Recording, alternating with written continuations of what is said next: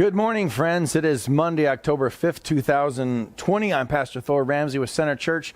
This is Gospel for Five, where we take 5 minutes out of our day, focus on the gospel and the one who saved our souls. To focus on the gospel, lately we've been going through the book of Galatians line by line, precept upon precept, as it said.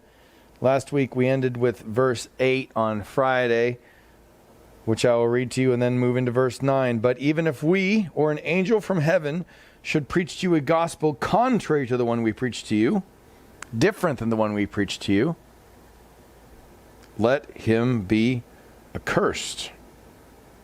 That is strong language. This is saying if anyone's preaching a different gospel than the one you receive from those with apostolic authority, from John or Paul or Peter or any of the other apostles, if they're preaching a different gospel than the gospel you're hearing from those church leaders in the ancient church, let them be eternally damned. Very, very, very, very strong language. Shows you the importance of the gospel itself. Now verse 9, as we have said before, so now I say it again. So he's repeating the same sentiment, which tells you how important this is. This is really a no-nonsense letter because the gospel is that vital. As we have said before, so now I say again, if anyone, doesn't matter who, anyone, if anyone is preaching to you a gospel contrary to the one you receive, let him be accursed. He says the same thing twice. So this is one of those letters. If you're new to Christianity, or even if you're not new, here is the first point of this letter. Pay attention to the rest of this letter. That's the idea.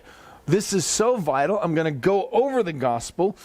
I'm going to explain what the gospel is. I'm going to explain who Christ is. I'm going to explain what he's done. I'm going to explain why anyone preaching something different than what you're finding in this letter or any of the other letters that we've sent to you as apostles, as those who are speaking with the authority of Jesus Christ himself, if you're finding anyone preaching things opposite of that or contrary to that or adding to that, let them be accursed. Because one thing we'll find about the gospel in this letter and all the other letters of the Apostle Paul is the gospel is grace plus nothing. That is the gospel.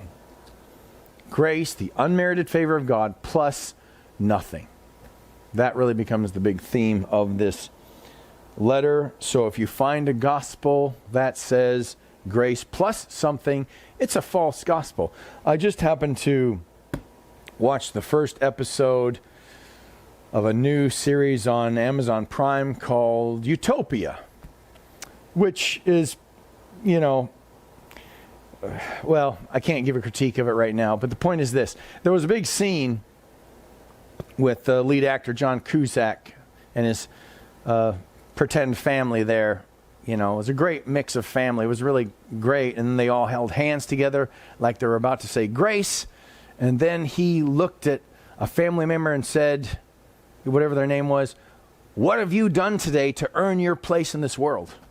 And then he went along every family member, asking them, what have you done to earn your place in this world? From a series that clearly is coming from a completely, utterly secular standpoint. This is the secular form of grace now that is absolutely graceless.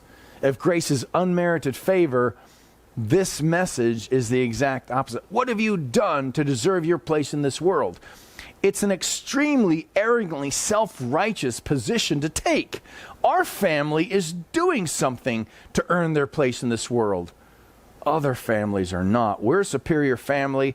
Some of these other families may not even deserve to exist. Now, is that the sentiment? No, but that's the unspoken arrogance of the human soul.